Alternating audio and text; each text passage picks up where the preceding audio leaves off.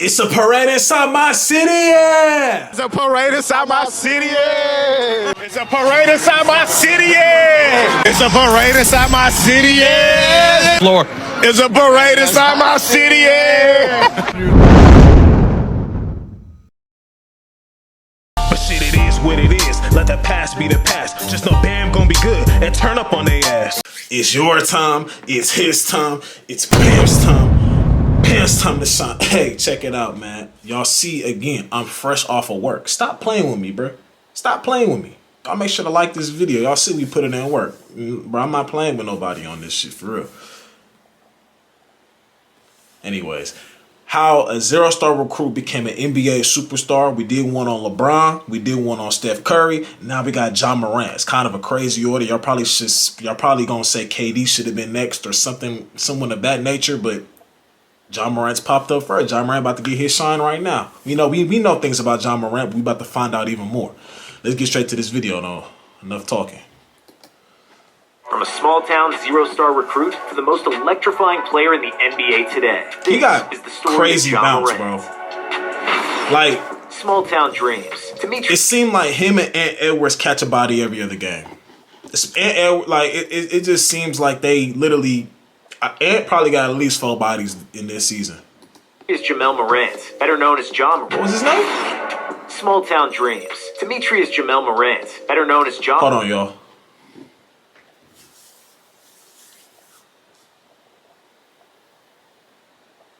My bad, y'all. Thumbnail. You know, we edit our own videos, but we like to, you know, work smart versus working. We work hard too, but sometimes, a lot of times, you got to work smart with this shit. But let's keep going. Got to get the thumbnail in. My bad. Ja Morant wouldn't just make his dreams come true. His name was what? Demetrius what? My bad, y'all probably like, why he pausing it so much? This is the story of Ja Morant. Small Town Dreams. Demetrius Jamel Morant, better known as Ja Morant, wouldn't just make his dreams come true, but his father T's as well. T had basketball dreams much larger than the town of Dalzell, South Carolina, with just over 2,000 people that his son was born into. T. Morant won a high school basketball state championship, playing alongside Ray Allen, before going on to play at Division II Claflin University. He was considering a professional career overseas, and was ready to live his dream, until some news would change his life forever. T's wife Jamie was pregnant with Ja. Giving up on his aspirations, T directed all of his energy to helping Ja make a career out of basketball. T even hand-built a small cement basketball court in their backyard. That's respect, bro. I think, like, to each his own on certain situations, unless if you're just automatically first-round pick. When you have a kid, I ain't gonna lie, I said this on a podcast before. When you have a kid, and you ain't... Fuck all the... Man, when you have a kid, the basketball shit damn near over with, bro. I'm not even gonna lie. Like, when you have a kid before you go to a school, or you don't even have any offers to a school or whatever. Well, he had offers, it's a little different. But, you know, when you have a kid, that becomes your #1 priority. You don't want to be sitting there. Like, you don't want to be going out of town or trying to go play at this school, go play at that school while your girl is pregnant or the woman of your child is just, you know, when you have a kid, bro, all the focus damn near steers away. You know what I'm saying? So... that's just how this should go. I respect him for, you know, and he said it's his wife too. I respect him for just putting his focus into, you know, other avenues. Clearly he was more than an athlete. You know, he just decided to, you know, let me put, if Ja wants to play or Demetrius wants to, whatever, you know the full name. Y'all know what it is. If he wants to play, he gonna play. I'm gonna help him. This is where T pushed Ja to be great, and where Ja fell in love with the grind. From mastering the art of the step-back jumper, to doing tire jumps with tractor tires, the two would spend hours at a time working on Ja's skills and athleticism. Looking back on the sacrifice, Ja said, instead of going to play basketball, he stayed to raise me. That's my motivation. I'm living my dream, his dream right now. Ja had to work that much harder to achieve this because his physical stature didn't scream at future NBA players. In fact, Ja stood at just... I know, yeah, this is what people, they was dying it blonde or gold or whatever. There was, everybody wanted to be a Super Saiyan, but I know you want it to be different, but that, y'all got the damn near the same cut too. That's crazy, but... And, man, the purple shit. 5'9" as a freshman in high school. So he actually didn't suit up for the varsity basketball team until his sophomore year. He also didn't play for a well-known AAU circuit growing up. Ja played with the South Carolina Hornets, a small grassroots team based in Columbia, South Carolina, that lacked the backing of a major shoe company that other top AAU teams had. But he was teammates with Zion Williamson for a season, which provides for some crazy throwback photos that almost seem fake. And I'm sure plenty of lobs from Ja to Zion back then. Diamond in the rough. Well, the infamous saying is, curiosity killed the cat. Curiosity led to Ja getting discovered. Even though Ja was coming off a season in which he received all-state honors as a junior in high school, he was not being recruited by colleges. The summer before his senior year, Ja was a late addition to a camp put on by Chandler Parsons' AAU program. Murray State assistant basketball coach James Kane was there scouting a different player at the time. Kane ventured down a hallway in pursuit of the concession stand, and as he was eating his Doritos and sipping on a soda, Kane heard balls bouncing in an auxiliary gym. So out of curiosity, he decided to take a peek. He was immediately taken aback by Ja's play in a game of 3-on-3 and said it only took a few minutes to realize Ja was special. Kane was so impressed with what he saw that he had Murray State's head coach Matt McMahon drive up to the camp to personally witness Ja in action. McMahon quickly agreed with Kane's assessment, so Murray State's recruitment of Ja began. When it came time to offer a scholarship, Ja was so under-recruited at the time that his mom asked Kane if the scholarship was for 4 full years. I just started laughing. I was like, yeah, it's a 4-year scholarship, but he's only going to be there for 2 years, said Kane. At the time, 24/7 Sports and Rivals, two of the most notable voices in rating high school athletes and following their recruitments, didn't even give Ja a rating and showed him as having 0 offers outside of Murray State. But Kane firmly believed that his hankering for a snack resulted in him finding a diamond in the rough, as Ja committed to play for Murray State, making a name for himself. When Ja first arrived at Murray State, he was faced with the harsh reality that he still had a ways to go before making it. And just accepting a D1 offer didn't mean he had done so. Ja was far from being viewed as a big man on campus, like a traditional top basketball recruit would be. Ja said, coming from being under the radar, I could sit somewhere and nobody would know me. That lack of notoriety quickly began to change, following an impressive freshman season with the Racers, where Ja showed he belonged in Division I basketball. He averaged 12.7 points, 6.5 assists, and 6.3 rebounds per game that year. That's amazing for a freshman. We all, like, you know, these are box numbers and shit like that, but still, that's amazing to put up. We don't know how he shot from the floor, 3-point. I know the 3-ball probably wasn't there. The 3-ball's kind of still not there in the NBA. It's improved, but it's still kind of not there now. You know, mid-range game, float game, he got the floor game. It's crazy. Him getting 6 rebounds because it's showing that he's doing other things. He's rebounding the balls. I'm not a coach. I've been asked to coach and things like that, but things that I will always say is, man, if you could do other things other than score, you're never going to hear me say scoring doesn't matter. And if a coach tells you that, he's fucking lying. But it's other things that you do. You know, you're rebounding the ball, you're playing defense. You know, it's an impact thing. Because you're going to have games where you're not shooting well. How do I know that you're still on the court? Oh, he got 8 rebounds tonight. He had 6 assists. He got other guys involved. He took 2 charges. You get what I'm saying? He was available in other areas. So this is very. I think Ja Morant stayed 3 years or 2, he said, I think it's 3 years. And another thing, like I said in the Steph Curry video yesterday, he went to a school that wanted him. Like who likes you? Go where you're wanted. You know what I'm saying? I get it. You want to go big. This is still D1. I get it. You want to go to the high major D1. That's everybody's dream. But let me ask you this: you wanted that girl in high school who didn't want you.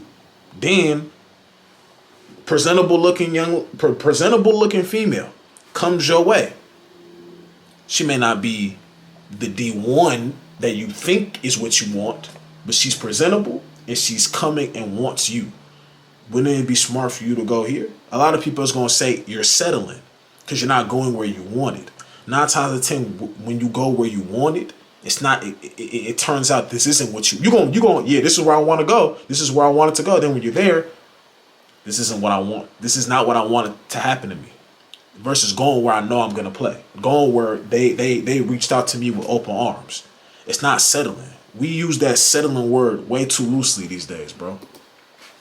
On his way to earning first-team All-Ohio Valley Conference honors, following a season where he did it all for Murray State. and helped them reach the NCAA tournament. Ja started to find himself on NBA draft prospect. The fuck? A very weird picture. And helped them. Was he passing it? Why you add that in? I know he ain't shooting it. It looked like he lost control of the ball. Why you add that in? Reached the NCAA tournament. Ja started to find himself on NBA draft prospect lists. He solidified his spot on these after being one of just 20 players invited to Chris Paul's elite guard camp during the summer after his freshman season. With newfound attention from pro scouts, Ja took this momentum and ran with it, as he grabbed the attention of the college basketball world with his sophomore campaign. That season, Ja averaged 24.5 points, 10 assists, 5.7 rebounds, and 1.8 steals per game. Ja was named OVC Player of the Year as he became the first NCAA player to ever average more than 20 points and 10 assists per game. That's what Trae Young was doing. He also led the country in assists that year. His popularity then and he went up 4 assists. Shining under March Madness's bright lights. In a first-round win, he became just the 8th player in tournament. Oh, it was only 2 years in college? To record a triple-double, as he recorded 17 points, 16 assists, and 11 rebounds, even though he and the Racers fell in the next round. Me and my homie was talking about this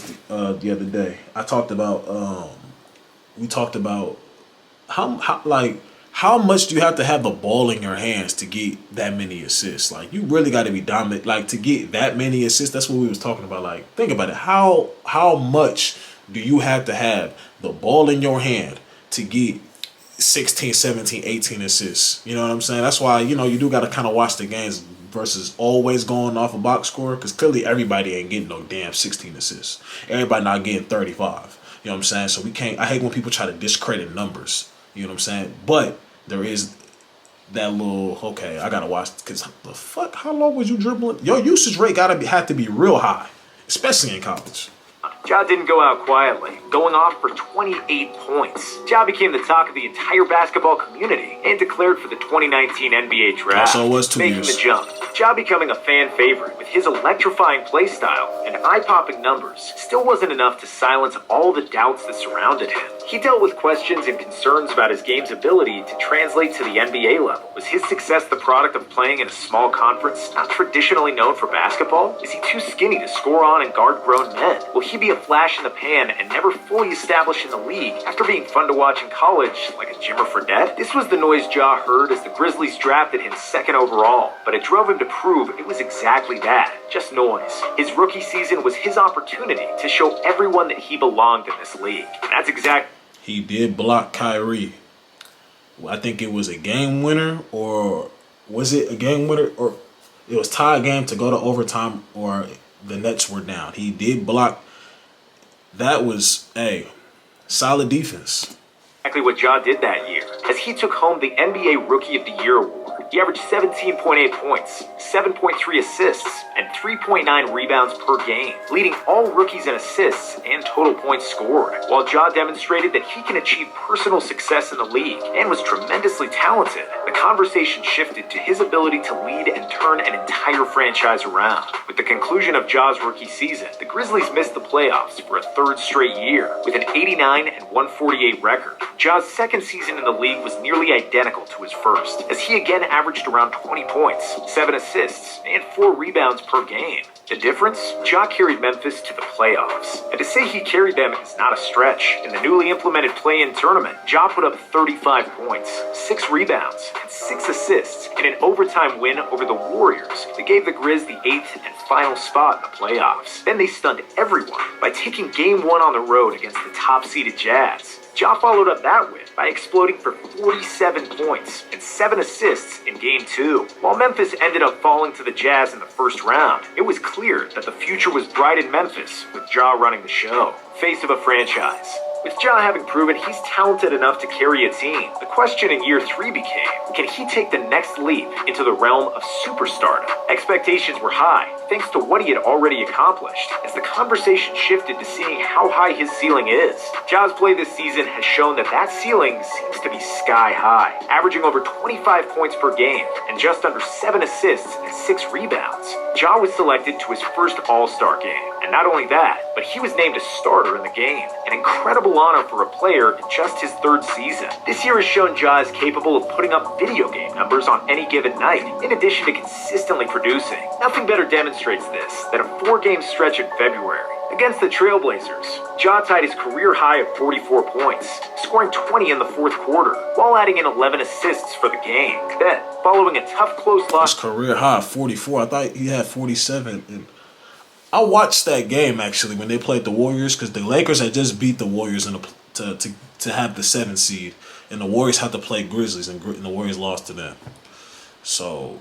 I'm confused. Lost to the Timberwolves in the Grizzlies' next game. Ja responds by setting his career high, dropping 46 points in a win against the Bulls. Just when it seems like he can't get any more dominant, Ja erupts for 52 points on an extremely efficient 22 of 30 shooting performance in Memphis' next game. And his individual performances aren't the only thing that have improved this year either. As a result of his play, the Grizzlies find themselves battling for a top seed in the West. A team that once focused on trying to make the playoffs is now focused on securing the home court advantage. Ja has clearly established himself as the face of the Memphis Grizzlies and potentially the future of the league. The next thing for him to do is achieve postseason success, which based on his track record, it would be safe to assume that is coming awfully soon.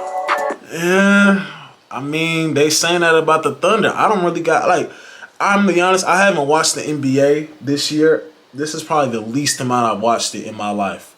And that just happens with trying to get your own shit together. Like I said in other videos before, I was not trying to go to work because I wanted to watch the game, or just not being as productive as I could have been. You know what I'm saying? Wake up early, get what you have to do done so you can watch the game. Nowadays, it's more so like I'm doing this before I'm watching the game. I'm gonna edit this video way before. I'll tune into the game later on. They're at work getting money. Now you're at work. You need to do your job. You get what I'm saying? But I definitely will, you know what I'm saying, tune in more, try to see what's going on with Ja. Yeah, man, y'all comment down below who y'all want me to do next. I think this is a cool little thing we're doing right now.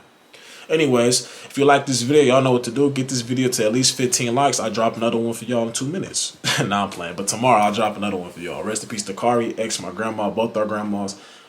And I'm gone.